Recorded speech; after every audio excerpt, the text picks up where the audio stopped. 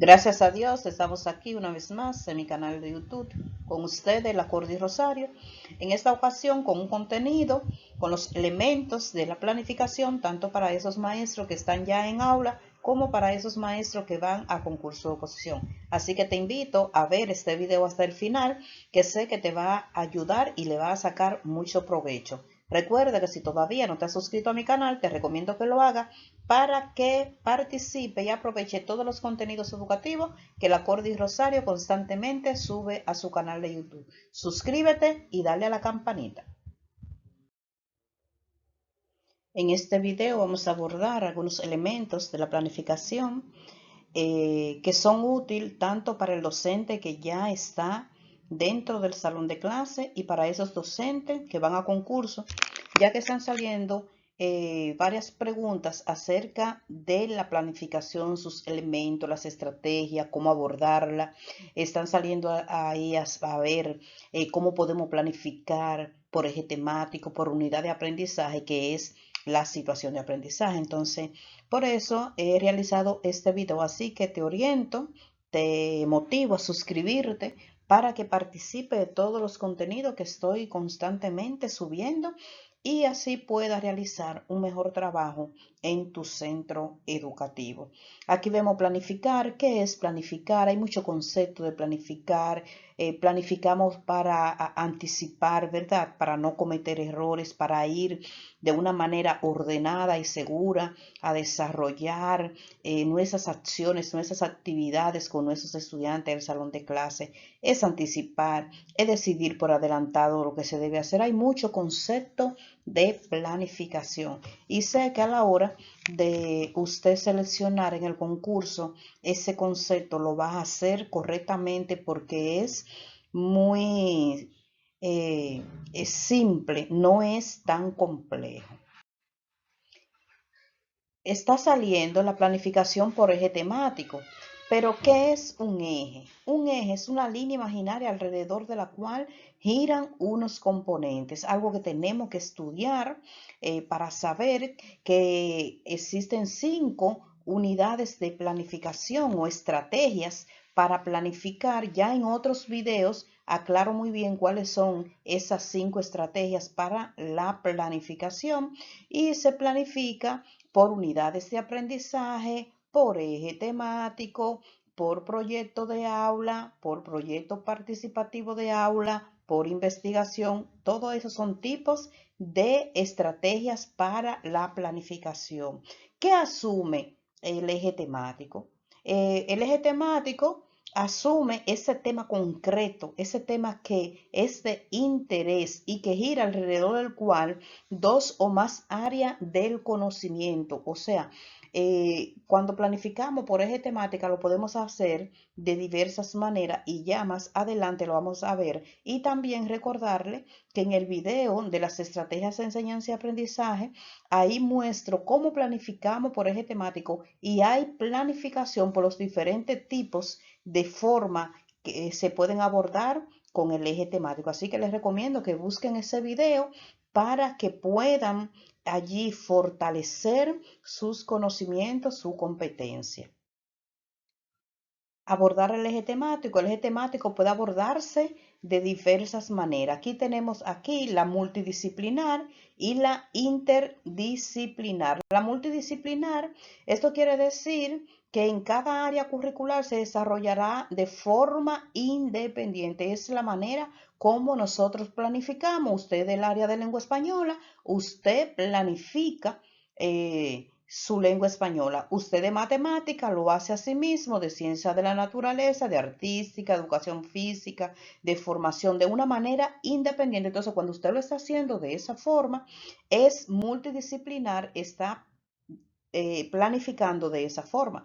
Pero cuando usted integra más de una área, que se identifican esos saberes comunes y de manera integrada, de manera simultánea, que se trabajan más en un área curricular. Ahí usted puede integrar la lengua española con la matemática, con la formación, la artística, la educación física, las naturales, las sociales. Entonces, usted está planificando, abordando ese eje temático de una manera interdisciplinar. Ven, interdisciplinar muchas veces confunde, porque aquí como dice multi, pensamos que es de multitud y que esta es mucha y que esta es poca, pero es lo contrario. Multidisciplinar, usted planifica un área independiente. Interdisciplinar, usted hace esa planificación e integra todas las áreas. En el primer ciclo del nivel primario, eso es importante que se pueda hacer así porque a esos niños sí podemos integrarle todas esas áreas y el aprendizaje es mejor, el resultado es mejor. Así que yo invito a esos docentes del primer ciclo, nivel primaria, que prueben esa planificación abordando desde el eje temático interdisciplinar y van a ver cómo pueden conectar, cómo pueden penetrar todas esas áreas del conocimiento y el resultado es muy importante, o sea, es significativo. Ya en otro video, como le dije, hay planificaciones, ejemplos de multidisciplinar e interdisciplinar que la pueden observar para que se lancen, se atrevan a planificar de una manera interdisciplinar. Abordar el eje temático, las estrategias del eje temático es un proceso pedagógico, es abierto, es flexible. Este eje temático posibilita la construcción de conocimiento desde lo contexto de los saberes previos, las necesidades, los intereses que poseen nuestros estudiantes y todo eso que tiene que ver con lo que es la planificación. Los ejes temáticos posibilitan el diálogo, la problematización, la indagación con una perspectiva de integración de los conocimientos. Aquí está esa la indagación, esa estrategia que cobra vida trabajando lo que es el eje temático, una de ellas. Quise ponerle aquí esta portada porque aquí es donde van a encontrar las estrategias de enseñanza y aprendizaje, planificación y técnica. Este es un video que ya subí y esta es la portada. Allí usted va a encontrar eh, el ejemplo de planificación multidisciplinar, interdisciplinar. Vas a encontrar allí las 7 estrategias de enseñanza y aprendizaje, su nombre, las características de ella, entonces las técnicas también que utilizamos para planificar. Así que le invito a que busquen esa portada en mi canal de YouTube, La Cordi Rosario, y van a encontrar eso allí que le va a ser útil para esos maestros que ya están dentro del salón de clase y para esos maestros que van a concurso de oposición, ya que están saliendo algunas preguntas relacionadas con las estrategias de enseñanza y de aprendizaje y esa planificación por eje temático y unidades de aprendizaje, que es la situación de aprendizaje. Así que le invito a buscar este video y a observarlo. Planificación por situación de aprendizaje realmente es unidad de aprendizaje. Entonces, la unidad de aprendizaje nos aconseja, nos insta que planifiquemos por situación de aprendizaje, pero la estrategia de planificación es unidad de aprendizaje. Entonces, a través de ella, planificamos por situación de aprendizaje. Ya sabemos que la situación de aprendizaje tiene 5 pasos. En todas las planificaciones que están en mi canal de YouTube, he explicado ya esos 5 pasos y he dado muchos ejemplos de situaciones de aprendizaje. Aquí están en función a la integración de las áreas curriculares a partir de situaciones de aprendizaje. Aquí hay 2 ejemplos, 2 características que comparten con nosotros lo que es el diseño curricular. Por situación de aprendizaje, identificar o construir una situación de aprendizaje que oriente y contextualice el proceso de enseñanza y aprendizaje. O sea, no podemos elaborar una situación de aprendizaje que no vaya a haber aprendizaje en ella, que no vaya a dejar una enseñanza en nuestros estudiantes. Debemos construirla a partir de una problemática, de una situación y que esa misma situación esté contextualizada, que sea una problemática del contexto para que podamos, al junto de nuestros estudiantes, solucionarla o disminuirla. Se puede trabajar una situación o un problema si hay algunos niños, un ejemplo, que son irreverentes a la hora de izar la bandera, eso es una situación. Pero si ya en el centro hay un problema de indisciplina, eso es ya, no es una situación, es un problema. Si es el bullying, es un problema. ¿verdad? Entonces, hay situaciones que se presentan y hay problemas. Seleccionar las competencias fundamentales en cuyo desarrollo se centrará el proceso de enseñanza-aprendizaje. O sea, vamos a elaborar una situación de aprendizaje y debemos elegir esas competencias fundamentales con sus componentes y descriptores, la cual nos van a ayudar a desarrollar y a centrar lo que es las actividades que se van a desarrollar. Competencias fundamentales, ya hay varios videos en mi canal acerca de ella, los nombres, sabemos que son 7 competencias fundamentales, pero aquí estamos dando lo que son los conceptos, porque son esos conceptos que necesitamos familiarizarnos con ellos y también que están saliendo en el concurso de oposición. Expresan las intenciones educativas de mayor relevancia y significatividad. Son competencias transversales que permiten conectar de forma significativa todo el currículo. O sea, esto es como los ejes transversales que permean todas las áreas. Esas competencias fundamentales permean y están ahí de forma significativa durante todo lo que es el currículo. En los contenidos tenemos que trabajar las competencias fundamentales a desarrollar. En esas actividades se ven las competencias fundamentales que se van a desarrollar. Las competencias específicas corresponden a las áreas curriculares. Esas competencias se refieren a las capacidades que el estudiantado debe adquirir y desarrollar con la mediación de cada área del conocimiento. Sabemos que cada área tiene sus propias competencias específicas. Un ejemplo, en lengua española son 4 competencias específicas, matemática tiene su competencia específica, social y las demás áreas. Usted no debe de aprenderse todas esas definiciones, sino eso que está en negrito ahí en el diseño curricular. Un ejemplo, en lengua española, las 4 competencias específicas de lengua española son comprensión oral, producción oral, comprensión escrita y producción escrita. En matemática hay uso de herramienta tecnológica, conecta y así sucesivamente. Usted debe de manejar todos esos nombres de esas competencias específicas de su área curricular. Los contenidos son mediadores de aprendizaje, así cuando veamos esa palabra ya, mediadores, sabemos que se refieren a los contenidos que son mediadores de aprendizaje significativo. Sabemos que existen diferentes tipos de contenidos. Los contenidos son los conocimientos, saberes propios de las áreas curriculares y a través de los cuales se concretan y desarrollan las competencias específicas. Por eso decimos que las competencias específicas trabajan junto ahí, entrelazada con lo que son los contenidos.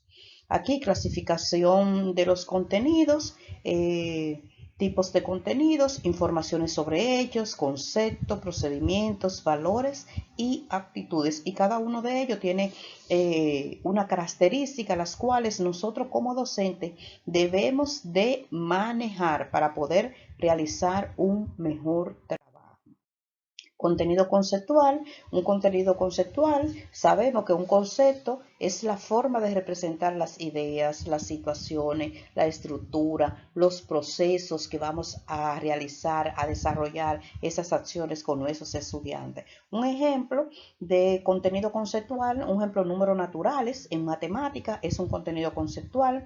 La receta, la carta son contenidos conceptuales del área de lengua española. Un ejemplo, los continentes, la geografía, son contenidos conceptuales del área de ciencias sociales. Las células, los tejidos, son contenidos conceptuales del área de ciencias de la naturaleza.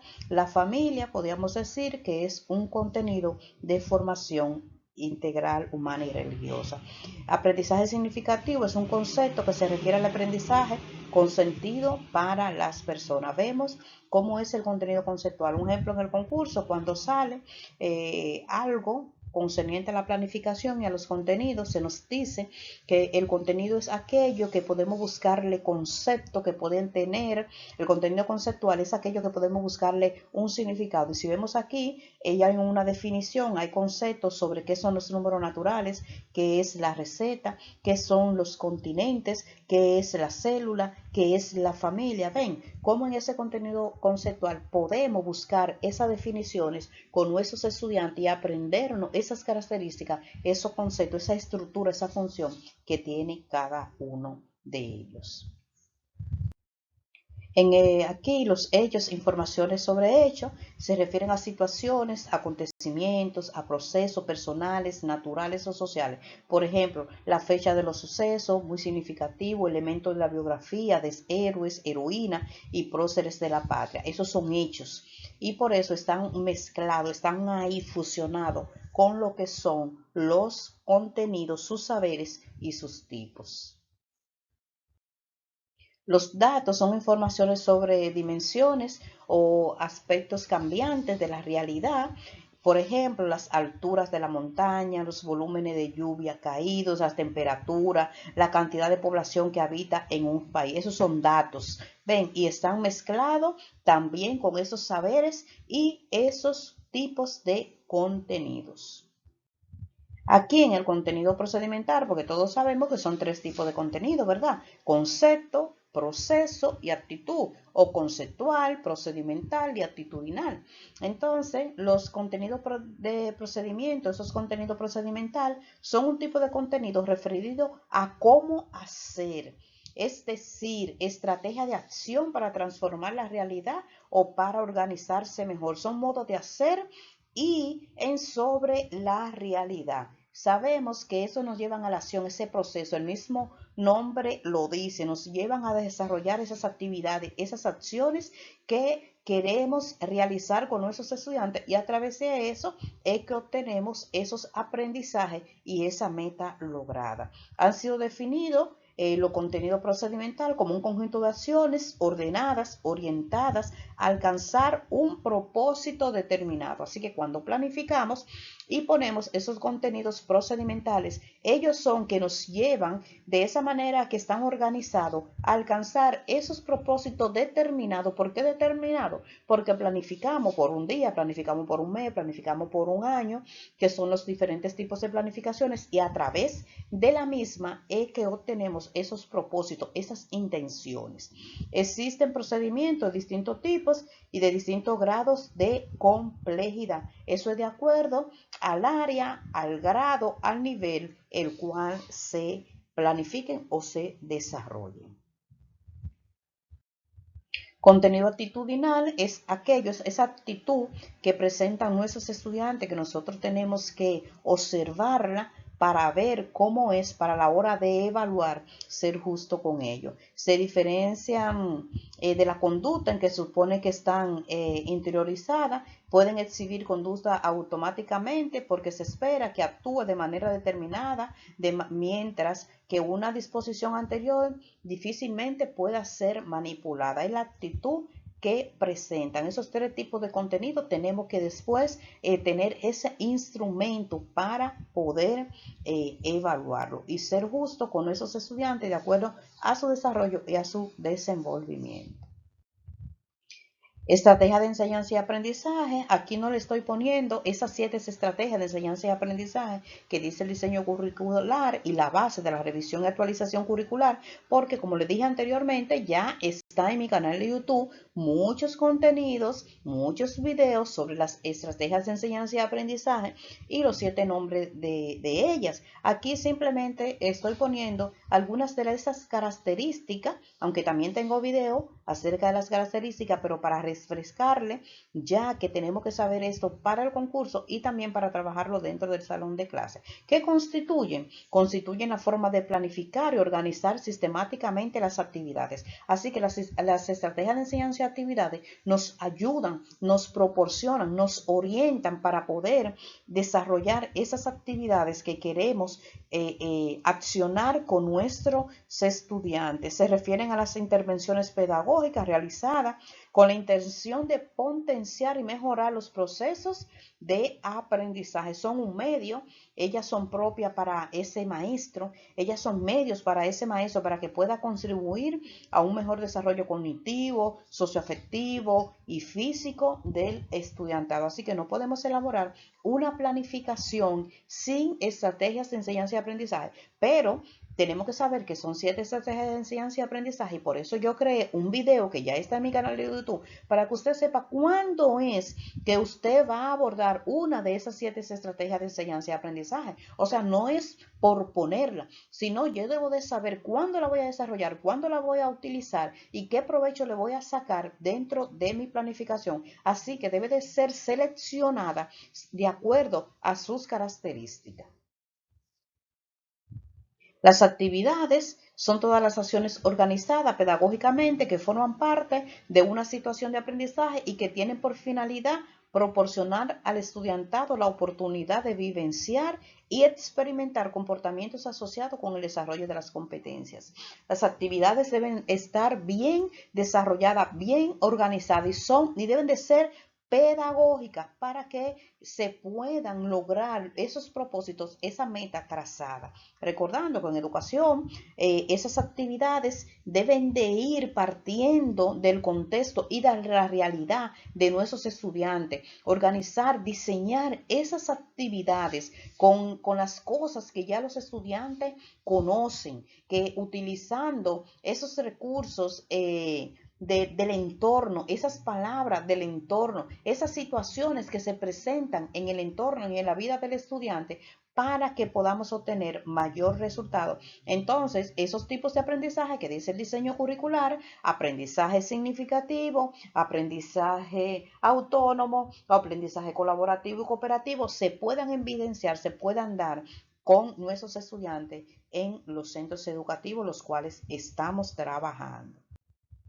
Los recursos, sabemos que existen recursos, esos medios y recursos, ellos favorecen el desarrollo de competencias y ayudan a organizar el conocimiento, facilitan el proceso de investigación y promueven el autoaprendizaje. También podemos decir que ellos estimulan la imaginación y dan soporte al desarrollo de esos procesos educativos dinámicos y participativos con nuestros estudiantes. Existen diferentes tipos de recursos, sabemos que hay recursos didácticos, esos recursos del medio y esos recursos tecnológicos que ya no lo podemos dejar a la hora de planificación porque juegan un papel fundamental y si queremos innovar tenemos que integrar lo que es la TIC a nuestras planificaciones. Tipos de evaluación. Vemos que hay según el agente, según la función, ¿verdad? Según los actores que participan, aquí está autoevaluación, coevaluación, autoevaluación. Esto es según el agente. Ya tenemos esto bien definido en otros videos, así que solo le puse esto que están aquí, la autoevaluación, la coevaluación, la heteroevaluación, porque ya son términos que manejamos muy bien porque en el canal lo hemos dado constantemente. También existe lo que es la evaluación diagnóstica, la evaluación formativa, la sumativa y ya en otros videos en el canal lo pueden buscar porque están ahí bien definidos. La autoevaluación, la coevaluación, la heteroevaluación según el agente, pero también está allí esa diagnóstica, esa formativa y esa sumativa según la función. Indicadores de logros en el concurso, cuando le gusta salir esto referido a los indicadores de logro, está aquí que constituyen pistas. Es una pista realmente que nos dan para poder saber ese concepto cuando se refiere a lo que son los indicadores de logro. Para evaluar el nivel de dominio de las competencias específicas, se establecen indicadores de logro y eso se refieren a aspectos clave de las competencias y constituyen esas pistas, esas señales, esos rasgos que evidencian el nivel de dominio de la misma y sus manifestaciones en contextos determinados, sabiendo que el nivel de dominio en el nivel inicial es 1, que están ahí mezclados con esas competencias fundamentales. En nivel primario es el nivel de dominio 2 y en el nivel secundario nivel de dominio 3. Así que espero que este video y esas orientaciones te puedan ayudar tanto como maestro ya que está en el salón de clase desarrollando tus actividades de planificación, así como esos maestros que están en el concurso de oposición, que ese video pueda ayudarte a seleccionar la respuesta correcta. Recuerda que si todavía no te has suscrito a mi canal, te recomiendo que lo hagas para que aproveche todas las orientaciones y explicaciones de los contenidos educativos que la Cordi Rosario constantemente sube a su canal de YouTube. Así que suscríbete y dale a la campanita para que te lleguen las notificaciones. Y si no te llegan, búscalo porque constantemente hay contenido nuevo en mi canal de YouTube, La Cordi Rosario.